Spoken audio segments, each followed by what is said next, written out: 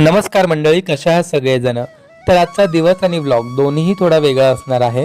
कारण आज ऑफिस सुटल्यानंतर मी ऑफिसची बॅग भरायला तर घेतली, पण आज घरी जाण्याची एक्साइटमेंट अजिबातच नव्हती. कारण आज मी ऑफिसमधूनच डायरेक्ट पुण्यासाठी निघतोय एका साईट आणि बिझनेस ऑब्झर्वेशनसाठी, आणि तो सगळा प्रवास आजच्या व्लॉगमध्ये मी तुमच्याशी शेअर करणार आहे. असो, तर पुण्याला जाण्यासाठी सगळ्यात पहिले तर ऑफिस जाऊन मी ऑटो पकडून ठाणे स्टेशनला पोहोचलो. ठाण्यावरून ट्रेन पकडून मस्त विंडो सीट पकडली आणि प्रवासाला सुरुवात केली. लोणावळ्याचं हे सुंदर निसर्ग सौंदर्य बघत बघत मी कधी पुण्याला पोहोचलो माझं मलाच कळलं नाही. आणि बाय द वे, या प्रवासात मी एकटा नाही आहे बरं का, ऑफिसचा कलिगसुद्धा आहे. तर उतरल्यावर आम्हाला खूप भूक लागली होती, म्हणून आम्ही लगेचच या शाही भोजन हॉटेलमध्ये जाऊन तिकडची थाळी ट्राय करायचा विचार केला.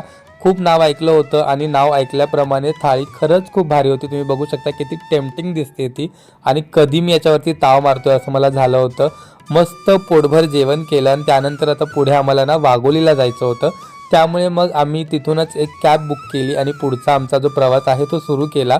तर आम्ही जवळ आमच्या हॉटेलच्या पोचलेलो आहे आणि हेच आहे ते हॉटेल जिथे आज आम्ही चेक इन करणार आहोत, म्हणजे आजची रात्र राहणार आहोत. कारण उद्या आम्हाला साईट व्हिजिटसाठी निघायचं आहे.